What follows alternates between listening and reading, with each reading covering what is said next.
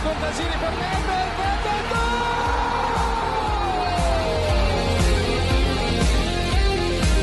Pirlo, la conclusione in rete! Andrea Pirlo, un gol pazzesco! Del Piero, gol! Alex, Del Palla di Pogacar, Pogba, rete! Un gol incredibile! Pogba fa esplodere lo Juventus Stadium!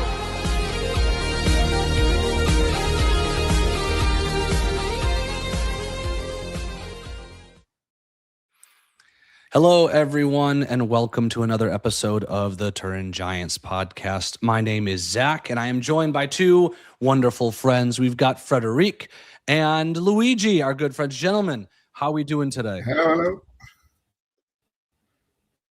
Okay, Frederic takes a drink. I'm So, fine. Luigi, How I are go to you? you first. How are you going? No, I'm fine. I'm fine. How are you, Zach? I'm just, of course, I wasn't in Perth this time, so I missed all the Australian games and the Hong Kong games. But I saw them all. I went to the pub, so I managed to see them all completely. So that's a good thing. There's lots to say about that. Did you also need a drink while watching Juventus, Frederic? Several. It's a good thing that the Perth games were early in the day for me, so I didn't have to resort to day drinking. Yes, very good. Well, today, everybody, we are going to talk about the preseason to date. Obviously, there is one more preseason game, the sort of formality game against the next gen that is about a week from now before the opening of the season, August 23rd against Frosinone.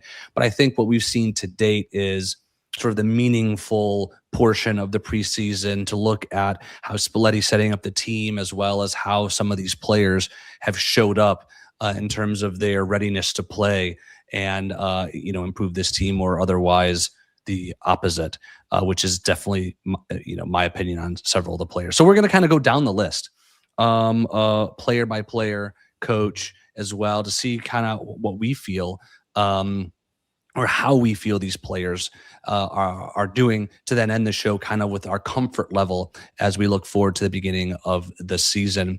Just a quick recap, and then we'll get into it. In case you haven't been following it, there have been 6 preseason games, 0-0 Basel, 1-0 against Liège. I think both of those games, Luigi, you were at. Then you have Nice, 2-0 victory, 1-0 victory over Chelsea, the 2-1 defeat against Inter in Perth, and then this morning, at least for me, this morning's 2-0 victory over Serie B side Palermo. And with that, we're going to start off, and I'm going to turn to you first, Luigi. I want to first start off with Spalletti. We retained him despite how the end of the season started, and I think a lot of us were disappointed with how it ended. But we would, you would hope that continuity of coach would bring strength to start a season. How do you think Spalletti has navigated this team or this preseason based on what you've seen on the pitch, as well as what you've seen when you've gone to the game in person? Yeah, but I'm quite happy with Spalletti. I'm quite happy that he stayed, to be honest. Last year was, of course, we didn't finish well, unfortunately. I believe that we missed a lot of points, stupid points, let's say, due to some players, especially, let's say, starting from the goalkeeper and also from our striker that missed a lot of goals. So we lost a lot of stupid points. That's not really his fault from Spalletti. I want to give him this year a second chance to at least, qualify for the Champions League. Even if, of course, if you are Juventus, you have to aim for the title. I cannot believe the words of Locatelli today, who said that we are aiming for the Champions League. But this is not what a captain of Juventus should say. But our captain, ladies and gentlemen, our captain. You can see incredible. When I've seen that, I was like, oh my God, I can't believe these words coming from our captain. But anyhow, so Spalletti, very well. I think he had now the time this year to work through the whole preparation of the season. He could do it a complete preparation. Of course, he missed a lot of players that came late due to the World Cup. And of course, also the new players that we bought arrived quite late. I was quite happy to have Colomani and Kerim, let's call him just in time to fly to Hong Kong. So I'm very confident about Spalletti. That's not what I'm worried about, to be honest. I think he's ready for the season. So now let's see what will come. Frederic, are you as optimistic or as happy about what you see so far? Far from it. I'm the complete opposite of Luigi. I'm very disappointed in Spalletti. And also, if you give me a sec, I'll also explain why. Because I had the feeling that last season a lot of things went wrong, and those weren't necessarily all Spalletti's fault. The things that he could change, he tried to change. And of course, if you don't have a team to start with in preseason, it's very difficult to get your way of football through to the squad, I feel, because it takes a bit of time. It takes a bit of getting used to. It takes a bit of getting to know each other without the pressure of Serie A or Champions League last year or whatever. So I was very looking forward to having Spalletti this preseason because I honestly thought that he would change a lot of things, or at least try to experiment with that, and he didn't do anything. As a matter of fact, we are still the same Juventus without a lot of drive. We keep searching for wingers in the hope that they do something up front. There's no vertical passing throughout the middle. There is no give and go play. There are no automatizations between players. There are no visible running lines. I don't see anything. And I feel pretty saddened by that because I would have assumed that in these weeks he would have had something, but it's pass to Chico, pass to Yildiz, pray for the best and see what happens. He then comes in the media saying that he likes the fact that we've grown defensively, which I beg to differ because it's same defense as before, and you could see if the pressure's on against a pretty decent squad like Inter, we still get bullied around, especially in midfield. So But that's the only game we conceded in, right? Of the 6 games, we only conceded goals in that game. We didn't concede against Chelsea, who's a quality side. You know, you would expect in preseason that you would concede some dumb ones here and there. Obviously, there was the penalty save from Perrin, but for the most part, other than against Inter, there wasn't that much pressure. Because 70% of the time we were playing with 5 people in the back. Well, I mean, but the 5 people in the back doesn't necessarily inherently mean a defensive formation. I mean, when you have guys who, you know, like Cambiasso as part of your 5-man back, he can't. He's not there for his defense. He's there for his progression through the midfield. But that's exactly my point. We have people in positions where they're not supposed to be. We have no alternatives, and therefore we cannot conceive any playing style that we want. Because you could say, oh, it's Cambiasso, he can defend, but we have to put him there. Then you have to say, oh, but Digre is the only one. He's, you know, the only goalkeeper we have apart from Perrin, so we have to put him there. Then we get Douglas Luiz, who played very well, but then Spalletti says, well, he's not up for the rhythm. Then don't put him there. Like, I mean, it's there's no identity in this team, and I would expect a bit more, especially 12 days from season start, to have a bit more of that. And that's why I'm a bit let down by Spalletti. So I'm gonna sort of interject for just a second because we are live on YouTube, and I want to shout out everyone in the chat. Stavros, Juve, Akrepi, Vesterman, Brian, Calcio, Unholy Fun, Corbin, scrolling down real quick, Jack, Juve since 94, El Capitano. Thank you for joining us. Thank you for those not participating who are joined us, and thanks for everyone listening after the fact. We will be doing, I think, a lot of polls today for the folks live to see what your opinion is on these players. I've already kicked one off. Currently, the question is are you happy with Spalletti so far this preseason? We have a split panel here.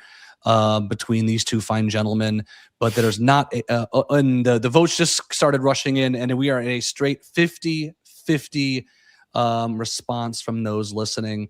Tight race as well. I think I too am equally as split as our panel and our listeners, because I think there's been some good things and there's been some negative things, and there's just some things you cannot evaluate. For instance, today's game, you have a starting defense that has Koop Miners and Cabal, a duo that we should never see during the season playing at the same time.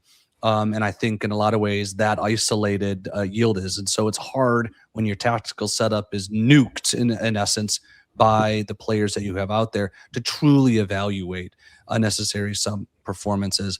I'm about to end the poll, and it will end that 55% say they are happy with Spalletti this preseason. So those in chat, Can we redo that poll in October? we can redo it as many times as you want. You can do it Throughout every the year. week. Throughout the year. So we're going to move on. So those in the chat, be aware for the polls I'm going to be putting up, because the next poll will be which one of the new signings are you most pleased with their performance. And so that's what we're going to start with Luigi and Frederic. I'm going to get you guys going so I can make the poll real quick. But we saw meaningful minutes from Celik, from Randall Colomwani, and from Mali Begovic. And based on what you've seen, I'm going again to Luigi first. Based on what you've seen from these three players, who are you the most excited about? I mean, I'm the most, when we bought him, I'm the most excited. It's about Karim. I call him Karim for the moment, and I have to learn his name, how to spell it. I like him a lot. I've seen all of his videos. He's a very nice player, young player. Plays well with both foots, very talented. Unfortunately, I didn't see much of him now in this friendly game because he didn't play much. Today, he seemed a bit lost at the beginning, to be honest. So, of course, it's a new team, but he showed 2 or 3 good things. One pass that he made was really absolutely, you can see that he's very talented. He's the one that I think and I hope will grow, and he will bring a lot. Randall, Colomani, we know he played well in the past with us. Let's hope he will do the same now. He's very excited to be here. You can see it in the interviews. He's very happy to be back. It's like a gift for him to come back. You can see that he waited for it so long. So. The motivation is there. Let's hope that he will play as well as he played last time he was here. He scored nearly 1 goal every 2 games, and he made some very important assists, especially also the one against Inter to Conceição. So that's good for these two. Except for the moment today, he wasn't good, to be honest. Randall, he missed some goal chances, so I cannot speak very well about him today because I don't think he made a very good game today. But let's say it's really just the beginning, so I don't want to be too negative today. Celik, to be honest, I'm very happy until now. I think he has played well. I saw him much more than the other two. And I also have the impression that he has good feet, so he can play football. So for the moment, out of the 3, if you ask me which one I preferred for the moment, is Celik, of course. But the other 2, I haven't seen them yet enough. So we have a few folks who agree with you in chat. Frederic, are we going to have a split panel again, or are you going to line up with Luigi? No. Celik all the way. Celik all the way. Going forward, making smart timed runs is something that we've been missing around the streets of Turin for a while now, because you only had Cambiasso on that flank running like a horse without any notion of where to go or how to go or when to make a run. Celik does it very timely, is defensively very attentive. He's not as good as I thought he'd be in let's say counter pressing, but that's not a style of play. but I like the way he times his runs moving forward, and I also like the way how he tries to get the whole flank to move alongside with him in a flowing motion. A lot of times, especially if you look at our past seasons, around that right hand flank, we used to just throw the ball away and hope for Vlahovic or whoever was there to control it and keep up play. Now you see Celik orchestrating that whole flank, timing his runs very good and anticipating a lot of potential dangerous counterattacks in the defensive side of the pitch. So all in all, he really surprised me the most. I think it's going to be a player that's going to be very useful to not only our way of playing, but also in maybe even putting together something more offensively. So for me, I didn't have any high hopes when he joined. Thought he was a fairly good player, but he surprised me. So kudos to him. Yeah, I think when you compare the two flanks, just looking at today's game, for instance, the fact that Chico was on the ball constantly and Yildiz really struggled to get on the ball had very little to do, in my opinion, with Chico and Yildiz. It had everything to do, in my opinion, on Celik and Cabal, because Celik would shift up into the inside channel, pulling the defender who was covering the underball, allowing Chico to drift out wide and be 1v1, while Cabal was staying further back, allowing Yildiz to be effectively double teamed. And then when you see the runs he makes when we get on the ball, such as the one when we scored the first goal, very smart runs into space to support or even to attack. So I've been very pleased in how he's seamlessly come into this team tactically, physically, and with his mentality. I think if switching to the other players, while I allow folks to finish the poll real quick, which is not very close, by the way. Colomani is kind of what you expect. He didn't have a lot of touches with us when he played well and scored. I mean, he's one of those guys that'll get a few chances, and he's got to bury them. Today he did not, even though he had, I think, 2 quality chances. And Alibegovic was put into the 10 position. I think that I interpreted that as a big signal from Spalletti. Did you guys interpret that the same in that in the Yildiz versus Alibegovic debate that Kareem's probably got a leg up as playing the 10 position? As Frederick said, yes. Luigi, did you take that as a signal as well, or did you think that was more maybe experimental? No, I take that more as a signal also as well, to be honest. So yeah. He struggled though. He did not have the time and the space on the ball. Honestly, in my opinion, he looked exactly like Yildiz looked when we put him in the 10 position for the first time, expecting more time and space that you would inherently get when you're on the wings. And this is not me being concerned. It's just sort of analyzing the game that we saw.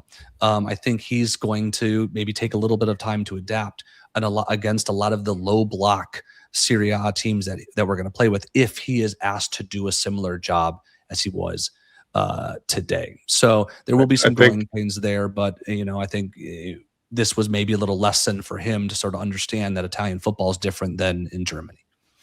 I think one of the biggest challenges this season, especially for Spalletti, is going to be how he can make Yildiz and Alibegovic coexist. And that's what Akreppi just said. I'll put his comment up there, but essentially is you have 2 players playing the same position, but you're asking who naturally play the same position. He's going to be asking them to play different ones. And so to go to Alex Boston's point, who I had just up right before this, that comes, Frederick, that comes through continuity, playing with each other more and more, right? Not getting frustrated with a player and then benching them for a few weeks like we've seen, frankly, the last several Juve coaches do, right? Yeah, agreed. But it's going to be difficult, especially for Kerem. He's still young. Mm-hmm. He still has to learn the ins and outs of Italian football. He has to learn how to make way with this team because, our playing style is not that clear. So there's still a long way to go, but I just hope that, Spalletti has something clear and structurally in place in his mind that he means to execute, because then and only then we can, build onto something. If we're going to throw out the baby with the bathwater straight away, then it's not going to yield any good results. Luigi, I got a question for you on Ale Begovic. When we were talking about Yildiz maybe getting his new contract, we talked a lot about expectations. You get a new contract, you know, for a lot of money. The expectation is, regardless of your age, that you need to live up to your contract. Yes. And so I guess my question for you is, when we look at an 18-year-old who is joining a new team in a new league for a decent amount of money, right? My inclination would be to give him grace. He's going to make mistakes. He's going to have games where he sort of disappears, but he wasn't cheap. Where do you fall on, you know, giving him time and forgiveness for the inevitable weaknesses he will show at times, versus, you know, setting expectations that he needs to perform? Yeah, so I'm a bit older, so I can speak. Let's say even Platini was not so good the first 6 months when he arrived at Juve. So a lot of players, who even Del Piero had his very bad years or very bad months, or so it's of course now Yildiz, to be honest, his second part of the season was of course not as well and not as good as his first part. We all agree to that. And then especially after he signed the contract, I have the feeling that maybe there is this weight of the 6 million, you know, and you can see even today he was not happy, clearly. And so now to have to understand why he was not happy today. But when he's, especially after the goal, it was quite obvious that he was not happy. So now we have to understand, of course, he needs some time. I think he's a very talented player. We all know that.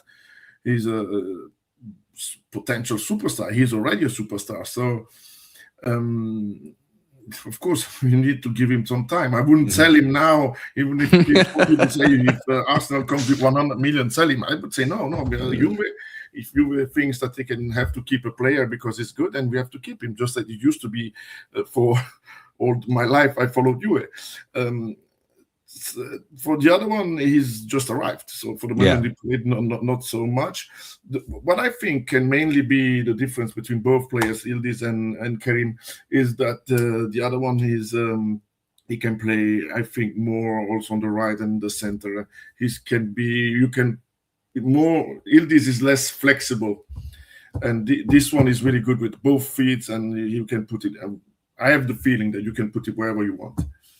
I agree with what you just said. I do think his natural skill set is a little bit more tactically flexible. Not saying that Yildiz isn't or won't be, but I think just when you look at raw skill set, I think Ale Begovic is a little bit more flexible. I agree with Archaeology here that we're going to need to let him grow. I mean, the expectations at Juventus is to win, but we know a young player in a new league is going to make mistakes. And so I'm sort of on, you know, team forgiveness in terms of allowing him to make mistakes to get the confidence, to bet in and get the confidence needed to be successful. Frederic, real quick, and we can close the book on this discussion. Akrepi in the chat was very concerned that, you know, Ale Begovic could be a Openda 2.0 or something like this. Do you see any, you know, Openda, when you and I talked a lot about Openda, and it was sort of a decent player, but a skill set and was incompatible with our team and sort of the tactics of the league. Do you see any such concern with Ale Begovic in Serie A or at Juventus? I think prior to him joining, there was a lot of talk between him and Juventus in the sense that where his future would lie, especially on the pitch. Because I remember when we were head-to-head with Chelsea, we won that battle not because of money, but because we gave him the opportunity to develop himself in the number 10 position. And whereas Chelsea, they weren't so sure. They didn't know if he was going to be, you know, in the first squad, is going to be loaned out or whatever. So I think this is something very important that you learn about a player, that he needs to be guided. He needs to be taught. He needs to develop. He wants to develop. So let's give him the opportunity. We took a lot, or we gave a lot of opportunities to players that don't even deserve it anymore in my book. We even went as far as you know, protecting Yildiz for half a season last season while he was very much underperforming. So the least we could do is do the same for Ale Begovic, who is just joined, who is still 3 or 4 years younger than Kenan.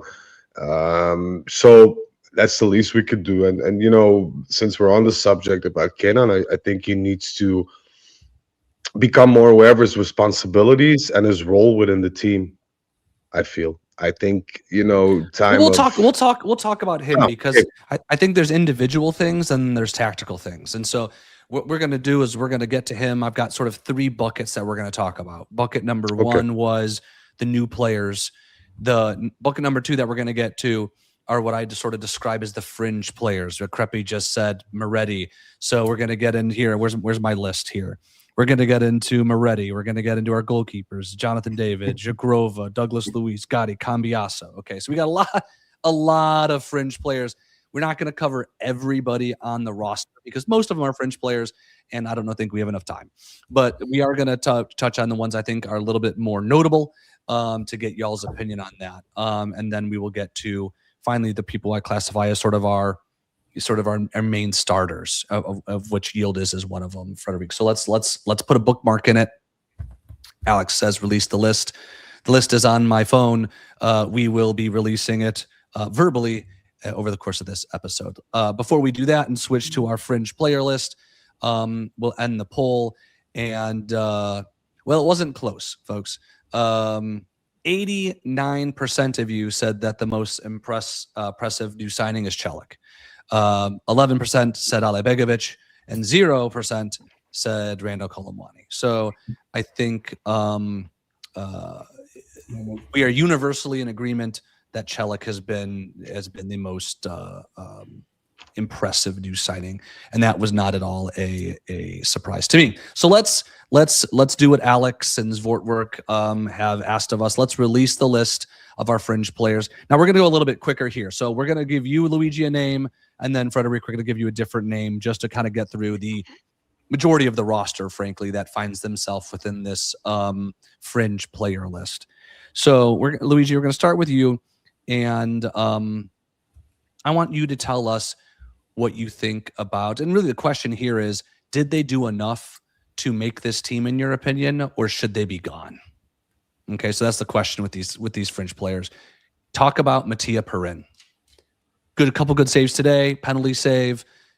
He should stay. He should stay. Yeah, he's clearly not somebody who will be the first choice like last year, but he's a fantastic second choice, so he should stay, of course.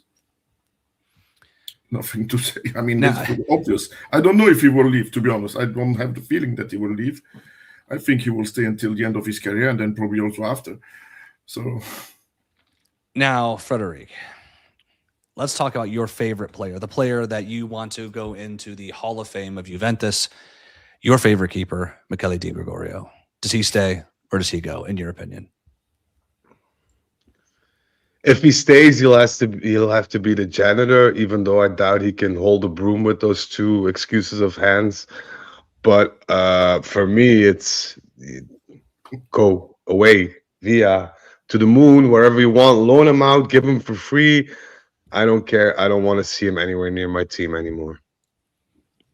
Especially after the 2 goals that I've seen that in the comments.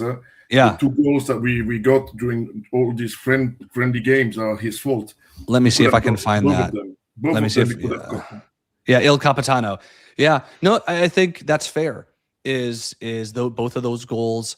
The one sort of just dribbled by and he couldn't seem to move his feet. The other one deflected off of himself into the goal. I mean, they were both. They were both rough. I was watching him warm up during the Standard friendly, and I remember this vividly because I said let's give him another go. Like, let's see him how he warms up, because Zach, you and I've seen him warm up in the Napoli game, and we were like, this, it doesn't look right for some reason. So I thought, let's give him another chance during the warm up, and it was so dramatic in the sense that his reaction speed was so slow. Like it takes him half an hour to get to the ground. It takes him another half an hour to get back up. There's no like with very good goalkeepers, you have the feeling that when they're in goal, they attract the balls or they direct the balls to where they want the balls to land. You never have that feeling with Di Gregorio. And I'm not sure what happened because he was a decent player at Monza, but that time has passed and I was one of the first to be overly critical of him maybe, but you could, or at least I could sense it a mile away that this was a flop in the making. So I think for his sake and ours, and it will happen, I think it'll even happen before we have our Frosinone game. He'll be out of Juventus. All right, let's see what the poll said. And I didn't leave it up for very long, so apologies. But 100% of people said that Perrine should stay. 100%. Which I guess is probably not surprising. Let's move on. Luigi, and I'm going to do a longer poll here. So feel free to speak a little bit longer so I can rapidly type in the background. Federico Gatti, is Freddie Katz. Do you think he should stay or do you think he should go? He's one of my favorite players, so I think he should stay. I liked him a lot during the friendly games, especially the ones I saw also in Basel and in Liège. He's very physical. I like that. He's very high. He is strong. He's a very physical defender. He scores goals every now and then. I think he's also part of the fact that we didn't got so many goals during these friendly games. I think it's good to have him. It's absolutely must to have him. He's very strong and he's getting better and better for me with the time. And I have the feeling that he has a much more confidence now. He acted like a very captain, potential player. For me, I think he's nothing to say. He didn't do any bad mistakes in defense, at least these games. I think he was every time very nasty also with some players, especially I remember in Liège, like to defend the ball. He could be even in a friendly game very nasty. I like it. I mean, he's a bit of a little bastard, if I can say it, on the pitch. So, and I think we need this kind of players, this kind of defenders who are mean, also who defends well. He's in love with Juve. I wouldn't give him for anything, and especially not to Napoli, as all these rumors are coming. We need to have him, especially with Bremer, that is very, you never know if he's getting injured or not. So we need to have somebody at least to replace Bremer, or, because we will have a lot of games playing so that they can play both. With an add-on like Selic, Gatti, and Bremer, I think we are very strong and very players in the back. So Gatti for me is a must stay. I want to interject. Hold on. You're gonna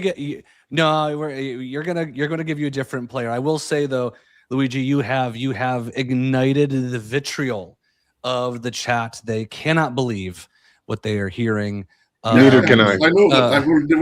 I know that not everybody agrees with me, but I always liked him because of his strengths. So then he can do a mistake every now and then. It's just a shame that he has bricks for feet.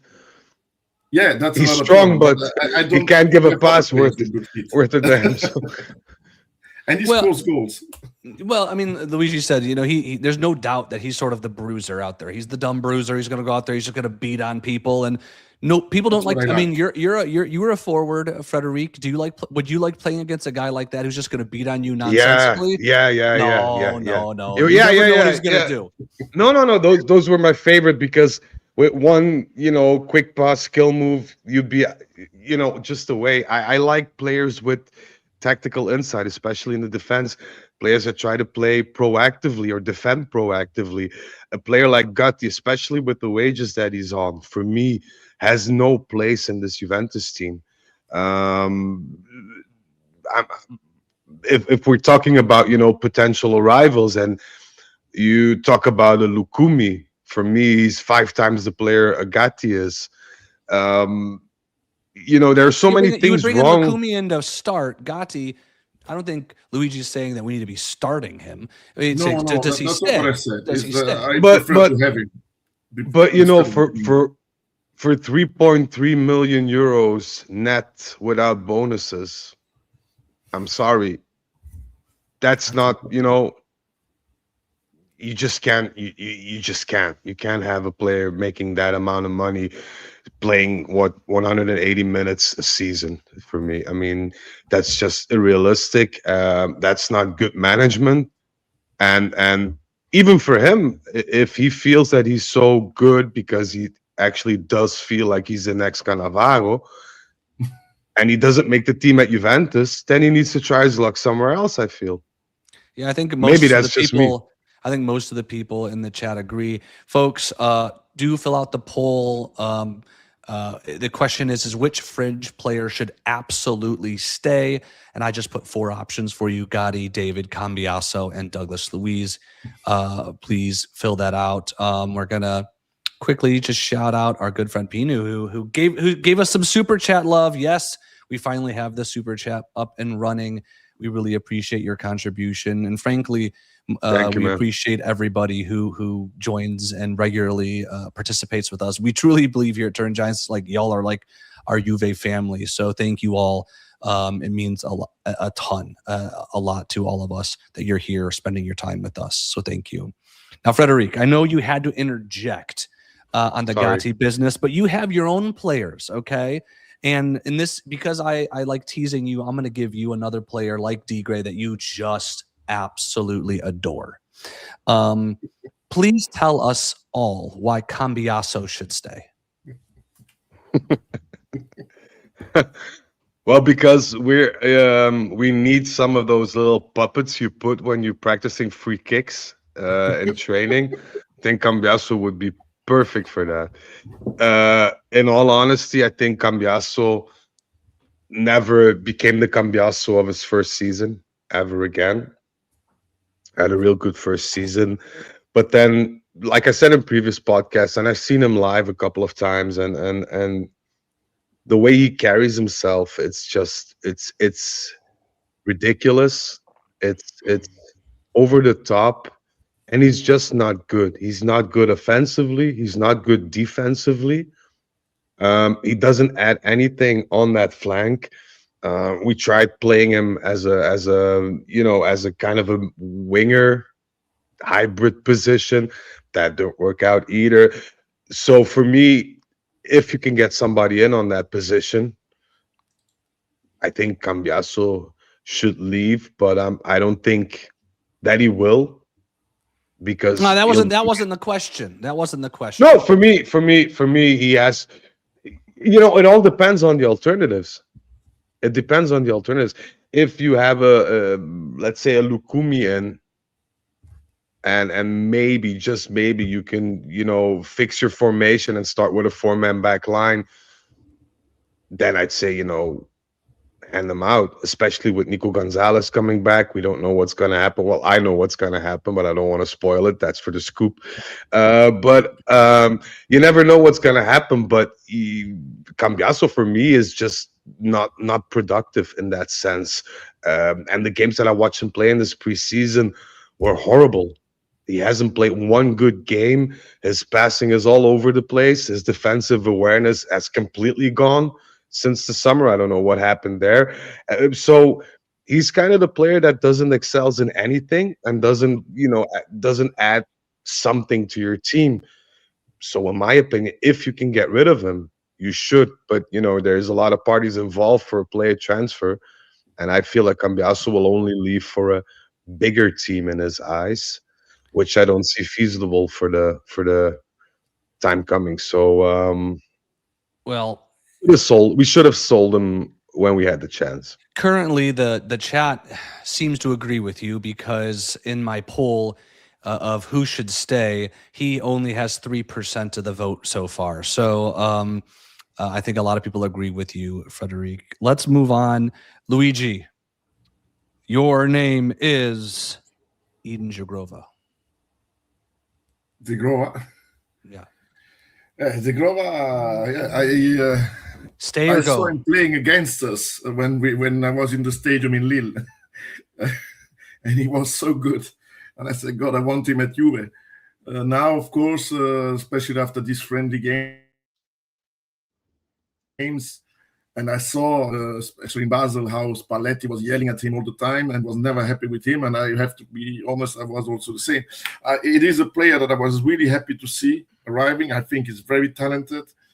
But he's really, something is missing. You can see he's the last. So he scored a wonderful goal, and nothing to say during the friendlies against Chelsea. But there is something missing. You can see he's a very talented player. He's fast, he's dribbling, he's good, but loses too many balls. There's something, you have the feeling that he's like right there, and then no, and then you're going back down. So for me, to be honest, if he leaves, it's not a problem. We have other players now that have a very good. Yeah, and with Nico, potentially coming back, he's not going to play over Nico in that position, let alone Chico as well. So that it's tough for him. Frederic, another player that you adore. I'm just lining you up with your favorites here. I thought we were friends, man. When it comes to this, absolutely not. I'm all about the chaos. Coop Miners. I think it's very obvious. I think it's the same story with Coop Miners as is with Zegrova. Two different players when they signed for Juventus. I don't think that Coop Miners will ever recover from this. I think it's not only a mental issue. I think it's a mixture of a lot of factors. And I honestly believe that when Spalletti came on, Spalletti had this idea of reviving Coop Miners and bringing back the Coop Miners we knew from Atalanta. And, he started after a month or two giving up on him as well. And I think that says it all, really. And the moments that he's playing now are just moments for us to hope that he does something well, that somebody notices him and tries to get him off our hands. And from what I can tell, we're trying desperately to get him out of the team because we need space to bring in other players. And I sound like a broken record because I've been saying this since April, but we need to get players out before we can get players in. And that's hindering our mercato at this moment. I think so. Sorry. Yeah, so No. Amazon Queen presents a good question that we're not going to discuss today, or certainly not right now, maybe later or during another episode, but is Coop the biggest flop at Juve? Probably not in all time, but looking at the current team, there's certainly a case. So thanks for adding that in. We're wrapping up just a couple more players. Luigi, I want you to talk about Jonathan David. Currently, we only have 3 strikers on the roster. Milik, who scored a nice goal today, and who is a very competent, complete forward with severe fitness issues. There's obviously Colomani, who was brought in to be the starter. Does Jonathan David stay, in your opinion, as our second striker, or does he have to go? I have a different feeling than from Zegrova, because Jonathan David, Zegrova, I wanted him. I was happy when he has arrived. David, I never wanted him even before he arrived. So so you can imagine, after what he has shown since he arrived, that I want him to go away as fast as possible. There is not much. I don't like him at all. He didn't score much. He played a lot. And compared to others, he really played much more, and he scored last year, 6 goals or something. Come on. It's not a Juve striker. Please go away. Then I prefer to go and take somebody from the next generation. You'll take anybody. You'll ask Frederic to strap back up. You want me to be fast? I'm very fast. I do better. But maybe who knows? Maybe we'll get rid of David soon. Yeah, no, there's been some chatter there. There's been some chatter Frederic's been telling me about. Very interesting. So I think to happen. So Yeah, we're gonna finish the names in the poll. Again, get your last minute votes in, folks. The poll is in the YouTube chat of which Fringe players should absolutely stay between Gotti, David, Cambiaso, and Douglas Luiz. Frederic, bring the discussion home with Douglas Luiz. One of the best of all the names that we've run through this past, 10 to 15 minutes. And we all knew that Douglas Luiz had these qualities. It's not like we've seen a different player now or whatever. I think Douglas Luiz, in terms of quality, ball handling, technicality, pure football, is the most gifted of the whole team. And I just hope that he can also carry himself physically. But from what I could tell, and this is very positive to me because he almost played all of the friendlies, you could saw him in crescendo in terms of physicality, which is very good, which is needed. And I also think that, if I'm not mistaken, that Juventus have made the decision to keep Douglas Luiz on for this season. Spalletti really vouched for it, and I just need Douglas Luiz to be supported in midfield with players that run for him, do the dirty work, and let him dictate the flow throughout the forwards. I think this is very much needed. So if I'm Spalletti and I could put up a 3-man midfield and have a Kessier that runs back and forth to cover Douglas Luiz and let Douglas Luiz have that roaming role, then we're on to something if his physicality allows him to.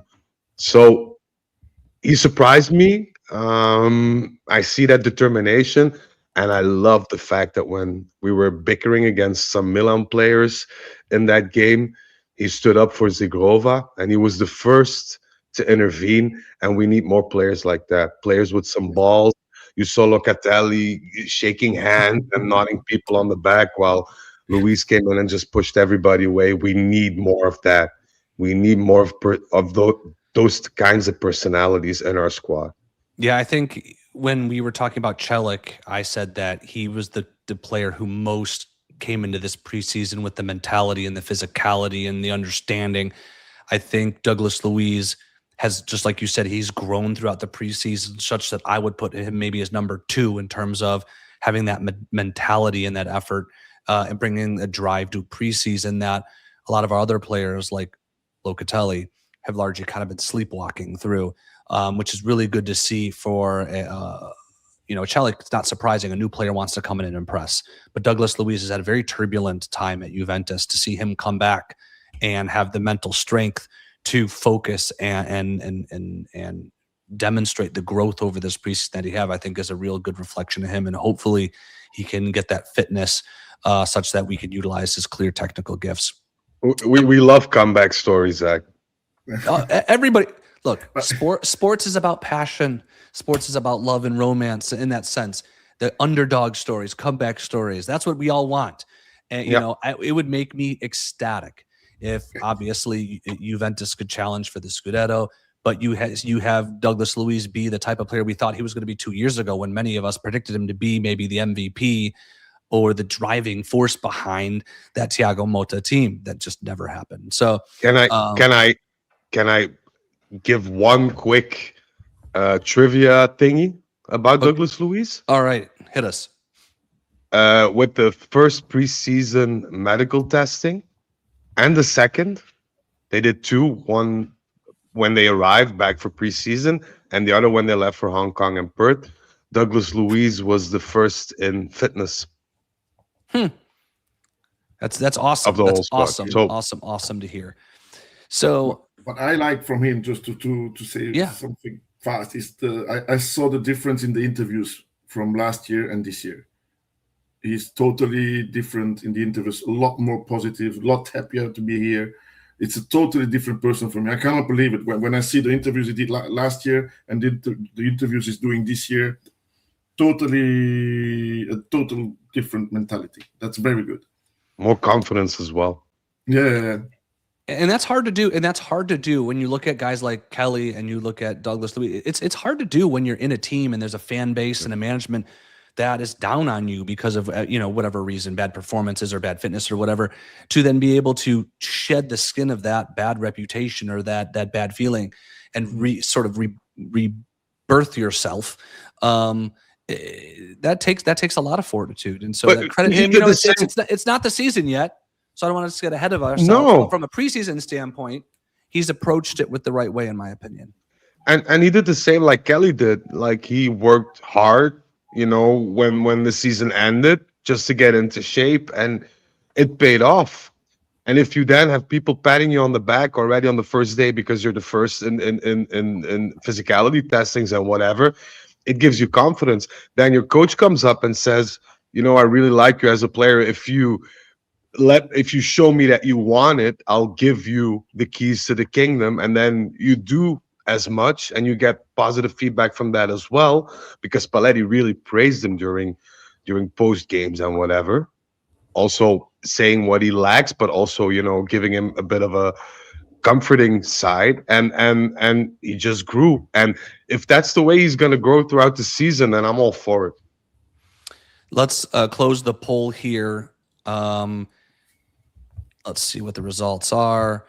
Which Fringe player should absolutely stay? 82% Douglas Luiz, 14% Gotti, 4% Cambiasso, and 0% Jonathan David across 50 votes. So I think if we were to guess, that's probably where we have allocated most people in terms of those players. These are going to be one-word answers simply because the chat has asked about these guys. Okay, one word, yes or no, Luigi. Should Moretti stay? No.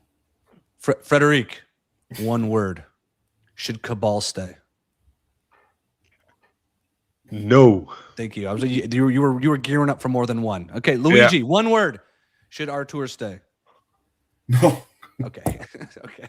All right. I feel like we just needed to clear that the airwaves on that. People were asking, what about Artur? What about Moretti?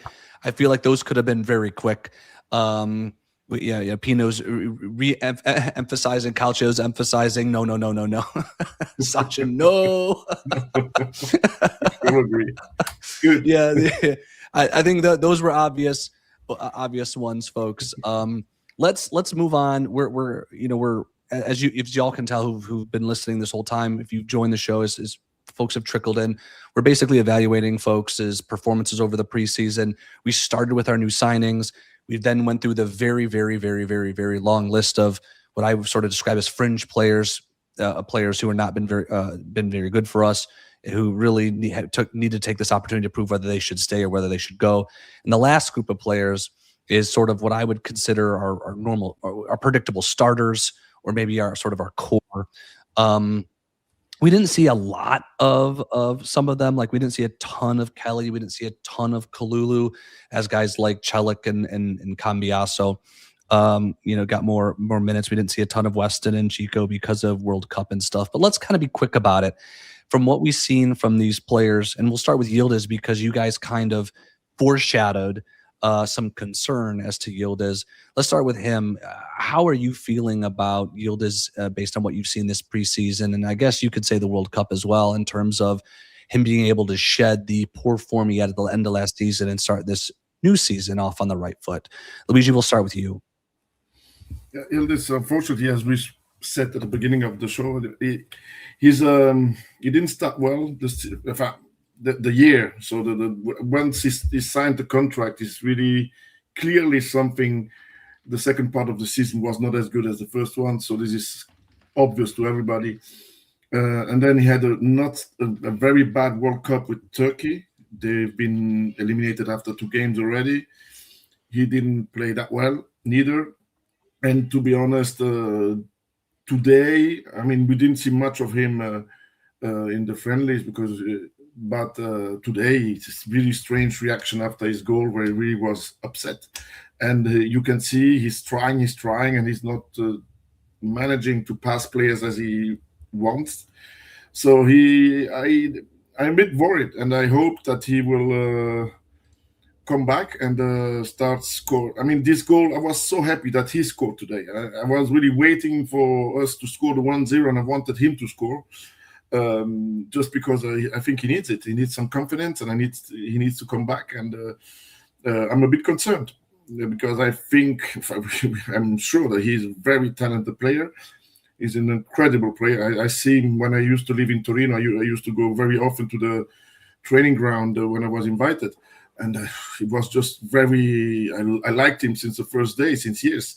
So absolutely, I hope he will come back. So, Frederic, I kind of made Sachin's argument when we were watching the game earlier, and it was the three of us, or at least me in the U.S., are up pretty early. We were texting and watching the game, and I said earlier in this episode that I think Yildiz really was isolated today due to tactical and team selection issues, nothing to do with him. And because Cabal was just drifting too far deep, allowing the guy that normally would have to track Cabal to just cover the space underneath Yildiz. If we, as somebody else in the chat had suggested, say we play with Celik and Kalulu as our two fullbacks, one on the left, one on the right, who like to sort of progress up in those channels in the sort of a supportive role and then make targeted runs here and there. Frederic, do you think that would be the way to really support Yildiz, or do you think there's something inherent about Yildiz's play that concerns you? It's a mixture of both. If you look at his first season at Juventus, or his breakthrough season, as we call it, where he got these minutes and started making a name for himself, he played carefree. When Yildiz comes on the pitch now, you could see a little cloud hovering above him. He's too much in his own head. He forces himself way too much. Instead of at times just passing the ball vertically, he tries to pass another player, even though he's surrounded by 2 or 3 players, still wants to handle it himself. So I think it's a mixture of both. I think he doesn't have the right backup, or not the right technical backup. I think Yildiz is a player that needs somebody with similar characteristics to guide him through. So you need a more technical left back, left wing back, whatever you want. And I just feel that, he's getting too much in his own head. I think he needs to be more carefree. I don't think he's really happy with the team per se, because if you analyze it, it's always the same players that he passes the ball to.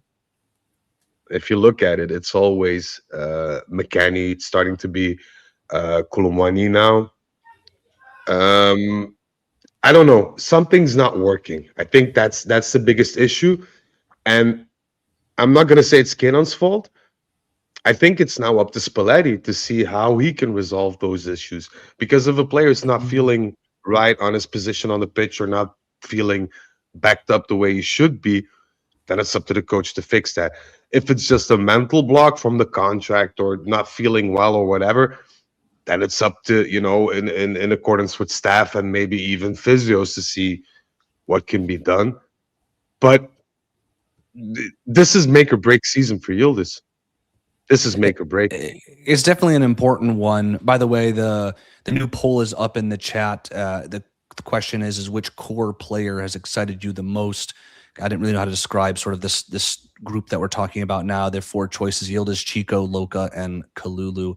So feel free to please fill that out if you are live with us. The thing, Frederic, is when you look back to maybe when Yildiz was the most electric, is when you had Thuram and Chico also in form. And you would see these interchanges, usually at pace, cutting through with short passing and maybe a dribble move here, especially Yildiz and Thuram, who are able to do to dribble past people. Thuram fell off, Cambiasso fell off, and then you replace them with various people, whether it's McKennie, who's been very good for this team, but is not a high technical midfielder. You put a broken Cambiasso, or if you put a no nonsense person like Cabal, like today, or Coop Miners, as Spalletti did early on, there's very little space or technical ability to play around. I think you might have hit the nail on the head in terms of Spalletti has to look at how he's setting up the team to support Yildiz, because in pretty much every single sport, when the superstar, quote unquote, is getting frustrated with the team around them or the contribution or the progress on the pitch, they start to try to take matters in their own hands and try to do too much, whether it's overthinking or whether it's forcing issues. And we saw a lot of that from Yildiz down the stretch last season, made even worse by his injury, but we had no solutions. Spalletti's got guys that he should be able to build off of. And as you've told us a zillion times, and as folks in chat are saying, we're still very much in the market for a midfielder. And so get the right midfielder in with the characteristics to support him, or get a guy like Douglas Luiz, who hopefully stays healthy and fitness, who's very good in short passing and in tight spaces to support him. I think we're going to see a different Yildiz. I just don't understand, and this is, a bit holistically, because this would benefit everybody. I just don't understand why we're not playing a 4-3-3. You've been saying I see the players, I know their abilities, and everything in my head says this is a 4-3-3. This is made for a 4-3-3, and then we do anything but play a 4-3-3. And I think Yildiz, in that regard, would benefit a lot, because if you have a player like Douglas Luiz with that end pass, that first touch, whatever, that technical ability, that can stay centralized, while you have two working midfielders who run for Douglas Luiz, and Douglas Luiz can feed into Kenan's passing line or running line or whatever, then you have something going on. But if you have a two-man midfield, Locatelli's always playing horizontally, never vertically, then it gets difficult, because then you're stuck by the corner flag with two people on you without any pace in the game, and you have to do something. So you can either pass or try for, the individual circus trick, which 9 out of 10 doesn't work, and then you get frustrated. And that is where Yildiz is at this point. Well, I think to just speak quickly on this point, because we're kind of getting away from the players, but I'd say the problem with playing a 4-3-3 with this team, Frederic, is we don't have enough quality midfielders to play a 4-3-3. We don't have quality midfielders. I think a good informed Douglas Luiz will be good, but you just throw Locatelli in there. Thuram's been out of form for over a year. Koop Miners is done. Moretti is done. McKennie can play in that position, but is that then a good enough trio with Locatelli? I think we're missing somebody. I think we're missing a player. Like you say, Kessié. I think we're missing a midfielder in order to successfully pull off a 4-3-3 with this team. Not to say that a 4-2-3-1 is necessarily better with the players we have, but I think either way you look at it, we're missing a midfielder to round out this team. And as we talked about and we saw in the World Cup, having them a strong midfield unlocks everything. So let's move on though, because I don't want to get too much into tactics. As much as I love tactics, the goal here is to talk players. We saw a lot of Chico today. We've seen a lot of Chico whenever he plays. We talked a little about the tactical side of it, but Luigi, I saw kind of normal Chico, very active going forward, creating chaos and struggling with the final ball. Is that a fair assessment, or did you see something different? No, absolutely, I agree with you, Zach. We saw a lot of him. I like him. He played a lot of. He passed a lot of players. Was very dangerous a lot of times. But the last pass was missing, of course, the last bit. But except for that, he's good. I mean, we saw a lot of him. He passed a lot of players. He's constantly dangerous when he has the ball. He's not losing many balls. I like the fact that he's not falling down so easily anymore. So I guess somebody must have told him. So that's a good shout, though. We haven't really seen much of that lately. Yeah, no, this is clear something that I was always checking on that. I was hoping that somebody would tell him stop that. And I think and I believe somebody told him at Juve. No, absolutely great game today. Just the last pass was missing, but this is just a small problem. He's a good player. I think we have a little diamond there. So and he wants to stay, absolutely to stay. So all the players that want to stay are motivated like him. And this is something. How can you discuss about something, a player like that, like Chico? For me, absolutely good. and he's ready for the season. You can see it. He's ready for the season. So no, You say, how could I'm you? How confident for him to play as in the top in the starter in Frosinone, and he will do a good game. Absolutely. you say, how you sort of dispute a guy like Chico? Well, that's why we have Frederic here. Is he's very good at and he's very good at disputing. I know And we agree sometimes, but not always. yeah, no, so but you know, when we bought him, Frederic was like way too much for what he is. Midway through the season, we were saying for what we paid for him and what we're paying for him, he's not producing enough in terms of his goals and assists. And I think that's objective. I don't think even Chico himself said he wasn't contributing enough and to the score line. So I don't think there's any dispute there. Frederic, now looking at how he's sort of demonstrated or how he's approached this preseason and you know, maybe culminating in today's performance, has your opinion changed on him? Are you optimistic about what he can do this next season? Do you think we're due for more of the same, or do you think maybe there was a regression?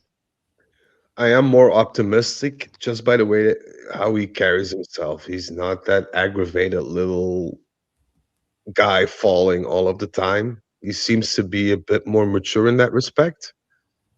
And you know, especially in that position, if you gain a certain level of maturity, it always results in more output in terms of assets and goals.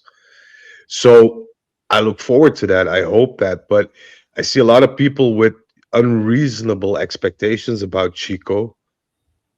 This is Chico, and you can, you know, get him to be a bit more than he is, and get his output to be pushed and be more productive and whatever. But that's it. This is what you're gonna get, and I hope his output will be better, and I think so. I think it will be. We'll But be crossing into a better striker. I think Colomani, love him or hate him, is better than the dudes we were trotting out last year. yeah, but we're still in need of that real number 9. I feel there's I mean that's a separate argument, though. I think that he was crossing into Openda and Jonathan David. They're not going to win a head ball against anybody, you know. no. But I just feel we've gotten better, but that wasn't, you know, the most difficult thing to do. But I still feel that, and I'm very confident in what Carnevali and Massara will do in the coming 2 weeks. But I still feel that there are a lot of gaps, especially on Chico's position as well. Because if Chico falls short, and you have Zigrova with 1 foot out already, I don't know who we're gonna put as a right Nico. wing attacker. Yeah, if he's there. Yeah. I know. We keep poking you. We keep poking you about that. If he's there. But the yeah, question, sorry, go ahead. Just the one thing I'll add about Chico is you say this is Chico. Yeah, and I think for the most part it is. But one of the biggest complaints about Chico was, I mean, and there were several complaints. You know, his last ball stinks. He always does the same move. He always flops. But we talked about the flopping. And one of the other complaints was, a la young Chiesa, is he puts his head down, he runs himself into a corner. I haven't seen him do that in this preseason. I've seen him play with his head up. Now, that means he's cutting the ball back a little bit more, but also cutting the ball back, he's the type of player that's going to cut the ball back a few times just to set his defender up to then go right the next time. You know, he's been playing with his head up this preseason when he's been on the ball, which I've noticed that's going to do wonders for him. Whether it's largely just Chico is Chico and this is what he is, any player playing with their head up is going to be more useful. And that is one noticeable difference I've seen in the small sample size we've had this offseason. But you brought up another valid point, I feel, because if you look at Chico and his output, if you look at the past season, there were a number of times where he delivered the perfect assist, and Vlahovic at that point in time, for some reason or not, just didn't finish. Yes. Whereas now you have a Colomani, and Colomani is not my favorite player. Everybody knows that in terms of striker. But I do know that a fit Colomani is 10 times more valuable than a Vlahovic will ever be. And you could see that Colomani is not fit still. Today's game was telling. But if he can link up well with Chico and he can convert some of the assists that Chico has delivered already in the past to Vlahovic and David and whoever, then of course that's going to boost Chico's confidence as well. And if you're on a positive high and you keep performing, your output's going to be way better than it was. So it's a mixture of things. But for now, I kind of like Chico. I like him more than I did last season. Yeah. Just by his maturity and the way he handles himself. In the interest of time, we'll just tell you what the poll said. Which core players excited you the most? Yield is Chico, Loka, Kalulu.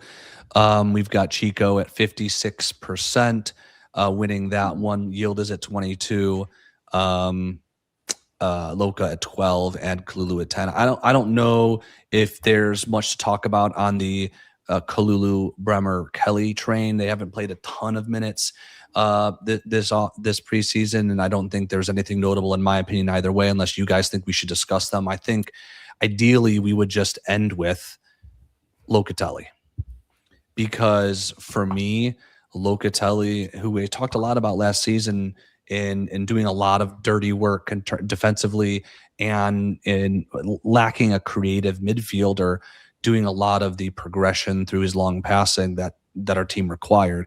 We spoke very highly of him, but he has been a big disappointment for me this preseason. He's played in a lot of the games. He's played kind of low energy, though a couple times today he was just slide tackling people for fun. But for the most part, pretty low energy. Really wasn't super meaningful or impactful on the defensive side, and was not at all impactful on the offensive side, in my opinion. Luigi, from what you've seen on Locatelli, are you at all concerned about his play, or as you kind of referenced in his press conferences, and maybe in his mentality? Yeah. I say this since he arrived, and he arrived, I think now 6 or 7 years ago.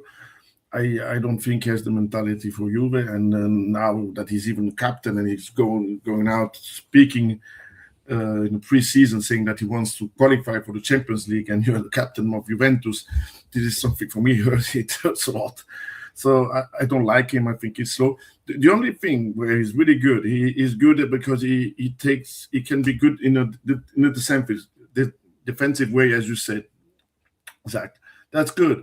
But as when he has the ball in the feet, he is not going forward. He's slow. He's passing the ball way too many times behind him. This is not.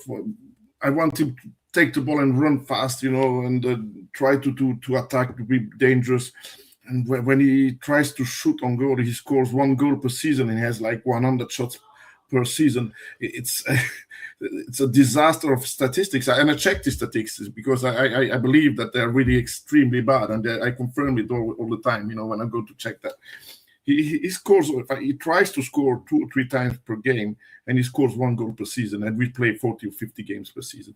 So basically, So here we go, because I've got my scoop brother here, even though this is not a scoop. And by the way, everyone who's asking about goalkeepers in the chat, I did convince Frederic, even though this is not a scoop, I did convince him to talk goalkeepers. So we will be talking goalkeepers after we're done going through the players. But since I do have my scoop brother, and on the Locatelli front, okay. Yeah, okay. Would you hold on? Would you? And I'll go to Luigi next, but to Frederic first. Would you sell Locatelli if it means you could bring in Angelo Stiller? Yes. Luigi's face. For those not watching, Luigi's face was maybe even a more emphatic yes than Frederic's verbal yes.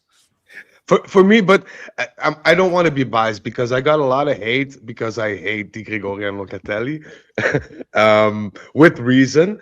But for me, especially in this day and age in football, and as you said, Zach, the World Cup, proved just that. If your midfield is good, then the rest of your team can be a bit less in terms of output, in terms of quality. But midfield is highly important. And I feel that if you're a modern midfielder in this day and age, especially for still a big club as Juventus, you need to be defensively good, but also going forward. And this is what Locatelli misses, but Locatelli doesn't see that.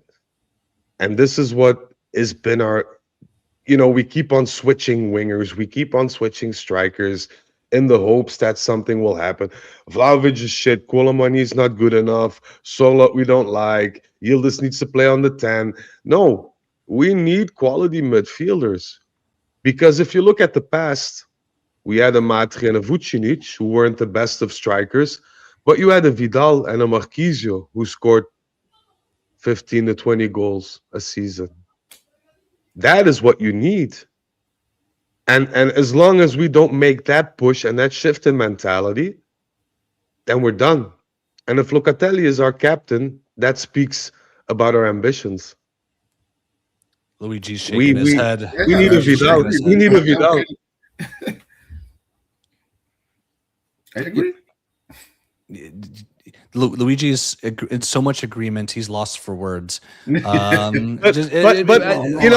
I want to make it. I want to make one thing perfectly clear. I have nothing against Locatelli per se. I think Locatelli is a decent football player, but he's not the midfielder of Juventus. He's not the captain of Juventus. Locatelli is somewhere in between mediocre midfielders that we had along the years. And for me personally, let alone the armband and captain thing, I just feel that if you're a midfielder, if you're a player of Juventus, and you come out and you say, we need to give the fans what they deserve, and that's qualification for Champions League, I throw him out. I throw him out. You just don't say that. You can think that, but you don't say that. You say we're gonna do better than next year. Last year was a disgrace, not worthy of Juventus. We have to do better. I have to improve. These are the things that we want to hear and we want to see on the pitch. But if you come out and you're sitting in Perth or Hong Kong, you say, well, our ambition this year is to qualify for Champions League. I mean, it just doesn't add up. And that's Locatelli when he's playing on the field. It's the same.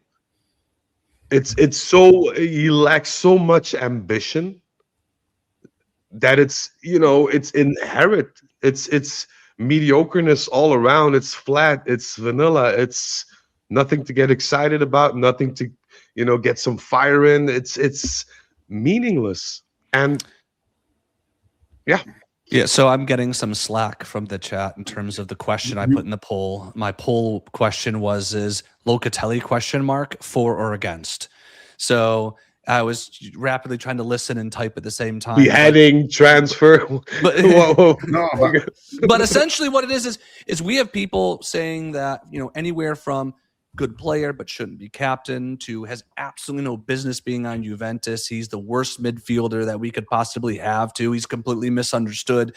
And so I genuinely wanted sort of a binary question for the folks in chat. Simply speaking, whether it is whether it's to stay, whether it's he's the greatest player ever or not, are you for Locatelli at Juventus or are you against it? And I think there's you can slice and dice that in a bunch of different ways, but he may be, now that Vlahovic is gone, he's probably, almost assuredly, the most divisive player on this team. I think that's part of the burden you bear as captain. Is you need to bear that burden and that accountability, but also by virtue of his overall performances and how he has influenced this team in the locker room standpoint, as well as tactically and on the pitch. So I do want you guys to fill out that poll. It was overly simple on purpose, simply due to how divisive he is. Frederic. I just wanted to. I know you're the ringmaster here, but I just wanted to ask you a question, Zach. And this, I'm really curious about your opinion about this. If you were to choose now, and you could replace Locatelli with our Vidal, the Vidal we know, and the Vidal that played for Juventus back in the day, would you do that or wouldn't you? I would do that. Yeah, I would do that. I mean, this is look, it presents a tactical issue, but Vidal's value and what he can provide and what we're missing. We could stick Douglas Luiz back there if we need somebody to pivot or something that we'll make that work. I think Vidal, and you mentioned it earlier, the kind of mentality and contribution and workhorse that physical presence we need in the midfield. That frankly, maybe the only midfielder we have that can serve that role in any way, shape, or form is McKennie, but not to that level. We need that. We're missing that characteristic. I know. Yeah, I mean, that's a hypothetical. That's a hypothetical. But if we want to go practical with it, like Luigi, I asked, and your face answered the question as well. But I asked Frederic if Angelo Stiller or Locatelli. Because I imagine because Stiller plays sort of a deeper role, that's more of a one-to-one swap. But similar question is like Kessié. If the only way we get him is if Loca leaves, do you do it, Luigi? Of course. Okay, of course. It's not, I mean, you're speaking about. I have some players that I can't see. He's part of them. So he's. Locatelli arrived. I said it before, 6 years ago. He won one Coppa Italia, and I was there. But he won one Coppa Italia. I mean, this is, if that's not a sign that there's something went wrong when he arrived, at least in middle field or something, that's the beginning. Him, and I have also some other players, even a lot that are not there anymore, that I think when they arrived, we stopped winning the 9 championships and we stopped losing. And he's one of them. So definitely, for me, that's when we stopped winning, we started losing. That's when he arrived. So I don't want to give him all the fault, but he's one of them. And then he made it to the captain, and that's not good. And so I just think the interviews, that he's not speaking about winning. He's speaking about going to the Champions League. That's wrong. You haven't won one Scudetto since you were there. You must say we will win it next year. That's your mentality. He doesn't have it. So for me, that's one of the problems. I'll let you go, Frederic, in just a second. I want to just say, like, the poll currently is at 50-50, perfectly split in the for against Locatelli.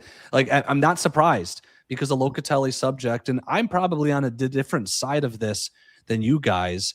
But I just saw Schmosby gave us.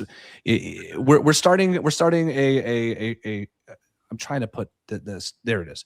We're trying to do a GoFundMe for Kessié here. Schmosby's was giving us our first donation. But it doesn't surprise me. Very divisive character because there's so many layers there. I think it's unfair, Luigi, to say that, well, when he arrived, we stopped winning because it had absolutely nothing to do with him in those early phases. But when you look at this version of Juventus, you cannot look at a team that has very clearly had some leadership issues. Okay, I think part of that was like, Mota was not a good leader. Tudor was I think he was just not ready. And that's just who he is as a coach. He's just not a Juventus coach. And I think Spalletti is an adult, but then you still see some of the issues on the pitch. If you're captain, you're accountable, whether you like it or not. You are accountable, and I think it's fair to be critical, be more critical about Locatelli than other players because of that. I do think, though, that what he brings to this team last year, especially considering the limited players that we had no bench last year, right? The limited players, he played a crucial role, and it's really hard to ignore that by virtue of this version of Juventus. Also, in his defense, I think the formations that we had along the years, or the players that he made part of in the sense of midfield, didn't do him any favors. Because I think if you put a Locatelli in your midfield and you play him as a defensive mid, but you have your attacking mids and then just your center mids, quality ones, you'd make it a lot more easier for Locatelli to do a proper job. And by putting the spotlight on him and having a two-man pivot, it's just against his style of play, I think. I think it doesn't do him any favors. I'm never going to be the biggest fan of Locatelli.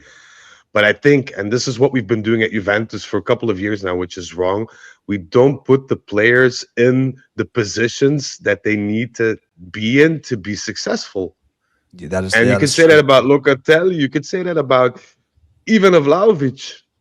Well, You put Vlahovic. don't go down that road. Don't go down that But road. I just want to say God. Vlahovic at a certain point was gone, our Frederick. only. Let me be in peace.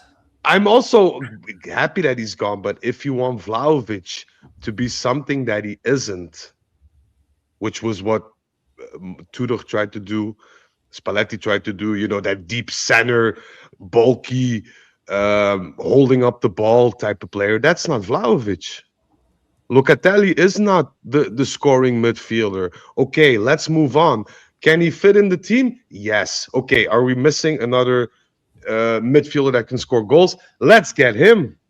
Instead of, shaking everything around, buying the 15th winger again and fill up the blanks that we need to fill up. So, it's more as to what are we doing long term to prevent this from happening, and of course our resources are limited. So there's three things I wanted to get to, because there's been really good comments here, and I want to get to that. So there's three things that we're going to get through before we maybe open it up to more discussions.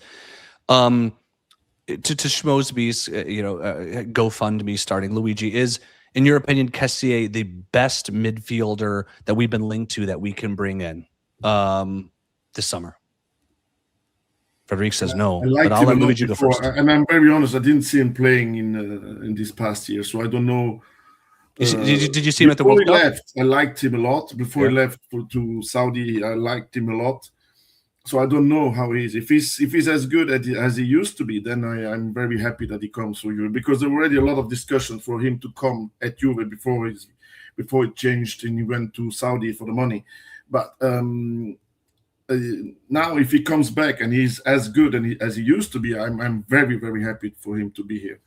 I think I saw him play against us at the stadium more than once, and I looked at him how he was, and I remember I really liked this player. Very good player, very calm player, very physical player, good with his feet. So yeah, why not? I would be absolutely happy if he comes. Frederic, I'm very honest. I haven't seen him playing. I don't follow the Saudi League, to be honest. So. Frederic says no, but I think we're going to move on to Juve since 94's comment, because I think I'm going to ask a related question. Okay, so, and this is going to be maybe goes back to our for or against situation, which is 47-53. So still extremely split on the Locatelli front, but Juve since 94 is starting his own his or her own GoFundMe to get an intermediary in for to sell Locatelli. So the question is for you, Frederic, is do you think it's time to cut bait in Locatelli? Maybe there's too much baggage there where it'd be better for both parties just to have a clean break and move on. Ideally, yes. Realistically, no. There are no offers for Locatelli. No. We're not talking about realistically. We're talking about sort of if we're talking hypothetically depends. based on, or theoretically based on, the characteristics and the intangibles. If you say, look, Locatelli is going away now, but to make good on that deal, we'll bring in Kessié and Stiller. Yes, I'd sign with both hands and with my own blood instead of ink. It all depends on who you're going to replace him with. If Kessié and Stiller, alongside maybe Douglas Luiz, maybe Thuram, maybe McKennie midfield, for me, that's a solid midfield. If you play a four-man midfield, and even with a three-man midfield, I'd still go for it and move Stiller up in between the lines. But what does Spalletti think? What does I don't know. What do you? I'm asking you, Frederic. You're trying to weasel out of this.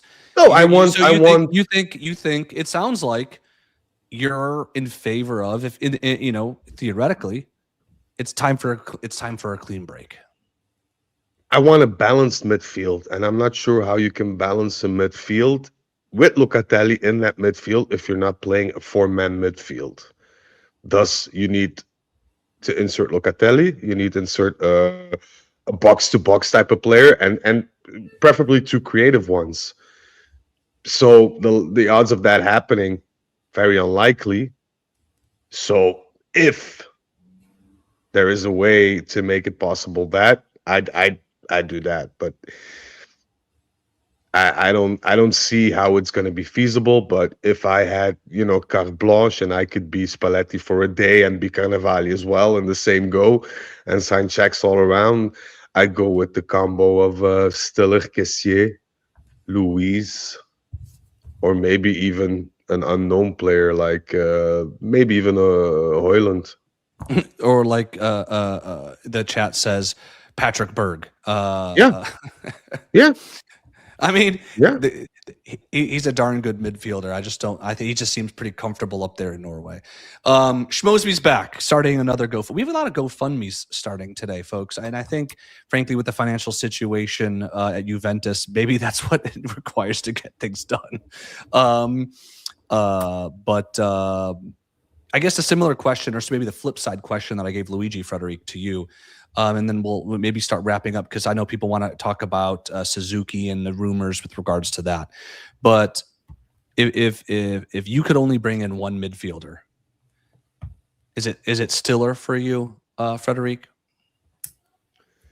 At this point in time, I'd say yes. If I look at the rest of the squad, I think that's the most balanced choice.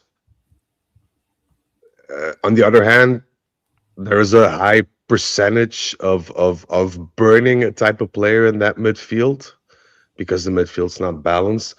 So if I had to sacrifice the quality of Stiller, I'd follow Luigi and bring in Kessier. Because the Kessier I saw at the World Cup, and I know that the World Cup mustn't be taken as a sort of barometer about, especially with unknown players. Yeah, you don't want to fall in that trap, right? No, Yeah. but Kessier, I mean, he proved in the past what he can do, and I saw the Kessier of old back then, and I think he could be of added value to this team. And if you tell me, okay, we bring in Kessier and then gradually insert somebody, maybe in January or next summer, like Stiller, with those characteristics, then we're on to something. But like I said, and we mustn't, because we're very harsh right now, but the inheritance that Carnevali and Massara had is incredible in terms of negativity, in terms of how you need to perform miracles every day in order to make it right. And we're not going to make it right in one mercato. Impossible. Well, we're going to answer one more question or one more topic that I think is important and related to the Locatelli one, and then we're going to get into maybe making our team a little bit better on the goalkeeper front. I'm going to end my poll here after 42 votes. We have 21 votes for Locatelli and 21 votes against Locatelli. So a very, very, very, very divided group on him. That doesn't surprise me at all. I also want to again reiterate a thank you to Pinu, Assam, Mosby, and Juve since '94 for your contributions today. We really appreciate that a lot, and it certainly helps positively contribute to our discussions. The question that has to be asked, that I saw several people like Sasha and some other folks say in chat, is, okay, Locatelli, you guys are both negative on him. Name who is the next captain of Juventus then? Who's the right person? Okay, Locatelli, you guys both said no. So name the captain.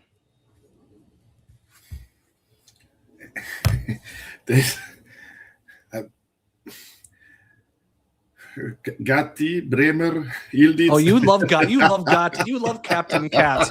Luigi, we're going to put him in timeout. We're putting him in timeout. I knew this would piss you off. We're putting him in timeout. Bremer or Yildiz maybe is young, but you just gave him the big contract. You just gave him the number 10. You're going to give him the captaincy burden as well, Luigi? I mean... No, because you asked me somebody. There's actually nobody.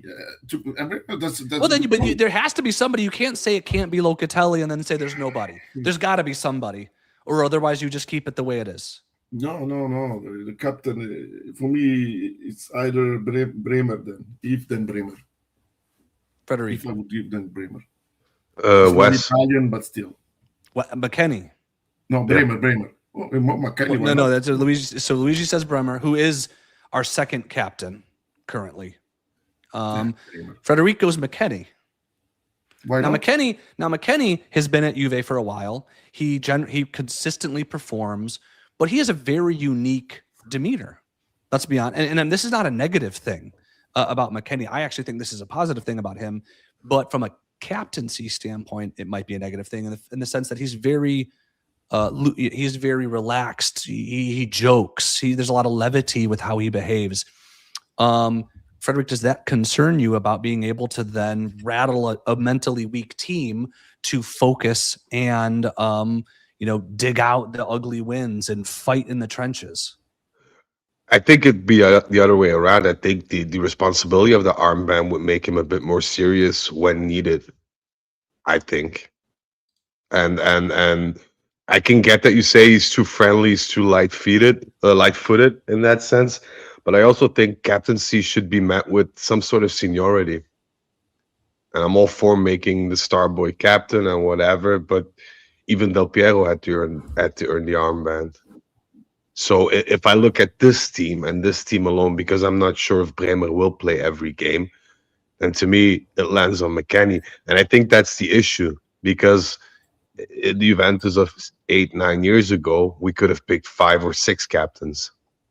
And now we barely get to pick one or conclude who is the best to do so. So I think that's the inherent problem that we have at Juventus now. We have few leaders, outspoken leaders, and people who can rattle the cage and have impact doing that on and off the field.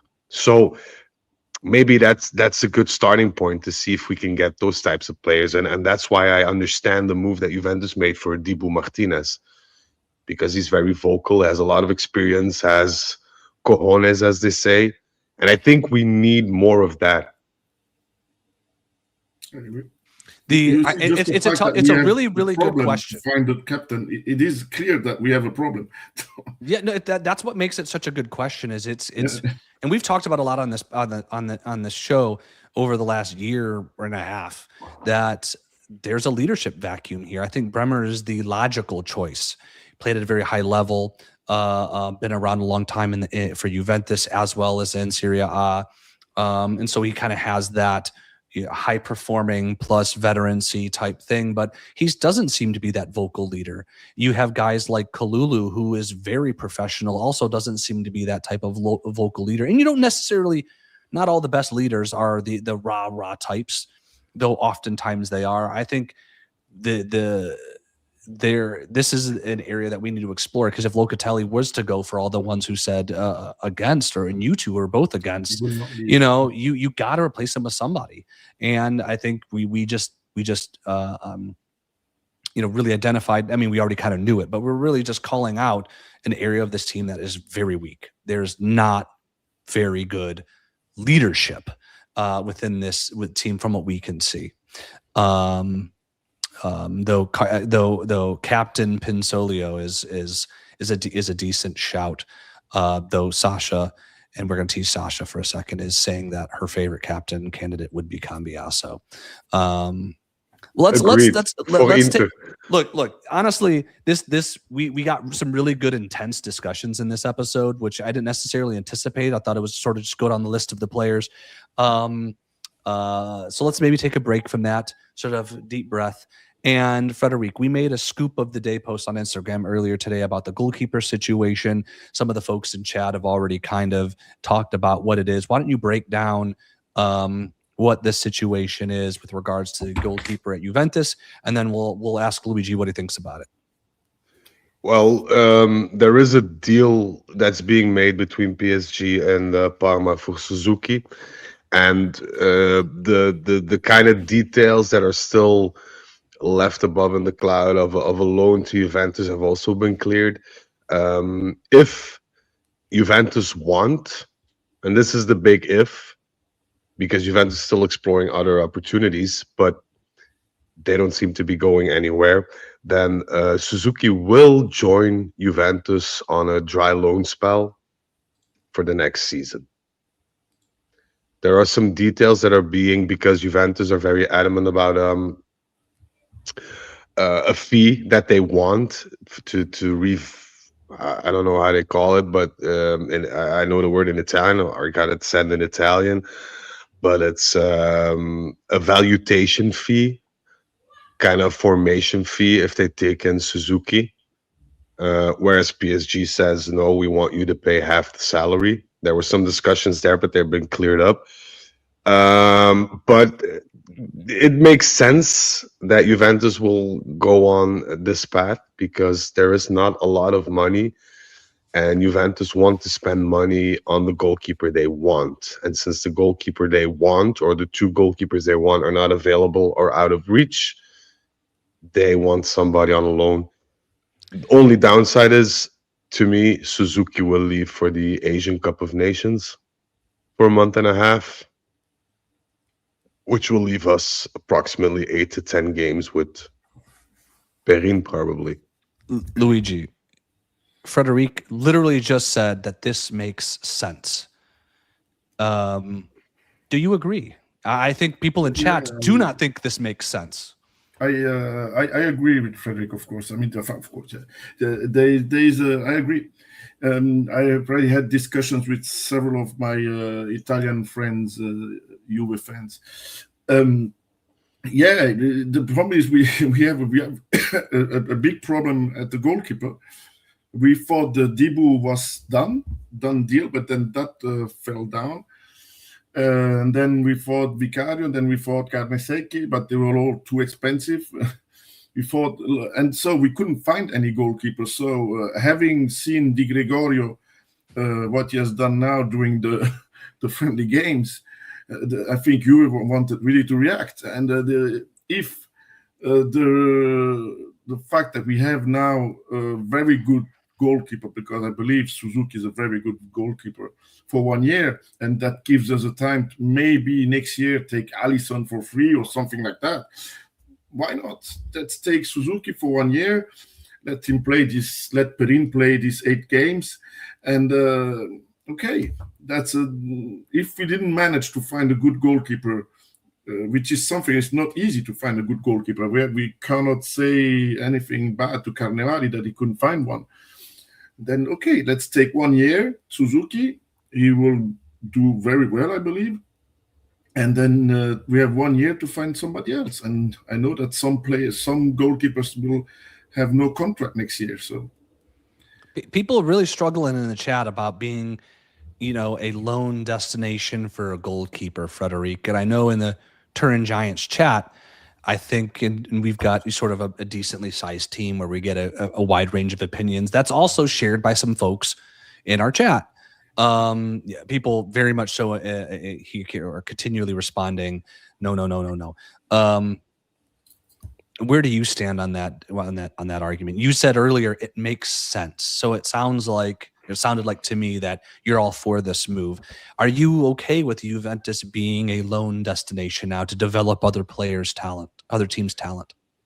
If you look at it that way, it has a very negative demeanor around it, but you never know what's going to happen, and you never know how PSG will behave next season, how Suzuki will feel in Turin. These are all big ifs. And I feel that if we can get quality in without breaking the bank, then we need to go for it. We spend the summer chasing Koopmeiners. We eventually bought him for the price they asked 2 months prior to us courting him, and it wasn't, a success. So if now you ask me, hey, can you save your money and maybe next year buy the keeper that you want without, having the issues that we have now, but still having a good player in between the posts who can, with regards to last season, could gain you a point 10 or 12, then I'd say go for it. Especially because the options are limited. And a lot of people may not know this, but we've been in touch with several goalkeepers, and it was either the goalkeepers, their clubs, or both that demanded outrageous numbers. And I love a Carnesecchi. I love him as a goalkeeper. But if you go to Atalanta and you offer 35 million plus Di Gregorio, and they say, no, we want 58 cash in one payment, and what are you going to do? No. If Martinez, you have a deal. Martinez is 35 years old. He needs to have surgery on his hand.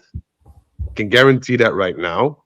He's gonna have surgery on his hand, and he demands 6.5 net. What are you gonna do? I mean, these are all things you need to take into consideration.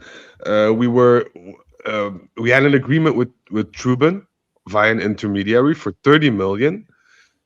Then we made it official via Benfica, and Benfica said 30 million. Who told you that? No, we want 40, payable in 2 years. I mean, it's the same with Pellegrino. Pellegrino's on his way to Fiorentina. Fiorentina said to Juventus, we want 30 plus 5 in bonuses. Now, Fiorentina will probably snag him up for 20. But this is just, to me, a sign that Carnevali says, I'm not that type of guy. I'm not Comoli's going to just panic buy and, give you whatever you want, even though a lot of people assume that that's true with regards to Colomwani and now Suzuki. But I feel it's a win-win at this point for Juventus and for Suzuki. And I'm not overly concerned with PSG. I don't really think they care too much about the goalkeeper issue. It's a non-issue for them, but it could be beneficial for us. And if I have to choose between Vicario and Suzuki, then I'd gladly take Suzuki any day of the week, especially if it means that we might have some money left to reinforce other positions in the squad, which I feel is going to happen. So the way I see it is we need a goalkeeper, we need another midfielder, and we likely need another forward, assuming David leaves, and we need somebody else to push Colomani and maybe tactically give some tactical adjustments. So we need 3 players. Any disagreement? Well, Frederick says 4, but we at least need those 3, right? We at least need those 3. I love me a center back as well, in all honesty. Okay, well, you could say 4, but I'm gonna just stick with those 3 because we at least have a bunch of center backs. Like we have a bunch of I guess barely warm bodies in midfield and at these 3 positions at least. So we need a goalkeeper, a midfielder, and a forward. We are not rich. Like, we don't have the money based on regulations that we can just spend endlessly, right? So we need to fill at least 3 roles. We do not have a lot of money to do it. And I truly believe that Suzuki is better than Di Gregorio, who is the present-day starter above Perrin. So if we are getting a better player, yes, on loan, but no fee, not even paying all of the salary, maybe, we get a better player, and then we're able to spend that money. It comes down to opportunity cost, right? If you have a limited pool, and you then spend that money on some of the guys we were talking about, your Kessiers, your Stillers. We didn't talk about alternative forwards. We'll save that for the scoop. But I think that is a prude. It is a shrewd, not prude, shrewd decision from management, because you only have limited resources. Yes, you're going to have a short term at that position, but it gets you better in that position, allows you to invest in the other ones. So I do not hate the move at all for those reasons. And Agreed. I think the biggest issue, 2 big issues with Juventus Mercado right now is we need players to go out, but they're not moving. That's one issue. Yeah, I mean, a lot of players to leave. We've got a big roster right now. Yeah, and the second one is the money that you do have, you need to spend wisely. Mm-hmm. So, and especially given the fact that you still have deadline week coming up with maybe a lot of unforeseen opportunities, think what the experience Carnevali has is that he wants to keep a part of the budget for that last week should anything crazy happen. Which something, whether it materializes anything, crazy things will be potentially happening. I mean, crazy things will be happening behind the scenes. Whether it materializes into a deal or not is to be determined. But always. Yeah. Well, I think we've kind of run it. This ended up being a much longer episode than I anticipated, mostly because of the wonderful discussions and questions that you in the chat brought. Had a lot of fun doing those polls on the fly, though. Multitasking was a little bit of a pain in the butt, so we'll have to maybe get Frederic to help me with that next time. But that was fun, and so I want to thank everybody who participated in chat. Luigi, Frederic, as always. Let's just really quickly end with kind of what the plan is moving forward. Obviously, as we talked about, there's the August 17th friendly versus the next gen. Not really sure if there'll be much to take from that, but we'll have it covered. The season starts the 23rd against Frosinone. I believe it's the 20th. Frederic, correct me if I'm wrong. I think it's the 20th where we're going to do a big preseason show. It's going to be there's going to be giveaways. There's going to be our sort of picks and predictions. Just sort of long, bigger. There's going to be more of us. The sort of the full team. Well, a bigger team, not the full Turin Giants team there. So please, we'll remind you in an upcoming scoop. We'll remind you with Instagram posts. So please follow us on Turin Giants for that. But that's going to be kind of our big preseason episode. And other than that, as the market winds down, Frederic, you and I will be doing scoops, right? We have to. I'm thinking soonish. As soon as, well, I mean, the positions we need are narrowed down. So I like there's only a few players I know we're circling for those positions, and we will keep you up to date. Speaking about a good follow on Instagram, follow the at the Scoop Juve. That's my man Frederic, to get some of those scoops of the days in terms of news as it comes in through his conversations with his sources in Juventus. But until next time, again, everybody, thank you so much for all of this, Luigi, Frederic, and everyone else. Until next time, as always, Forza Juve.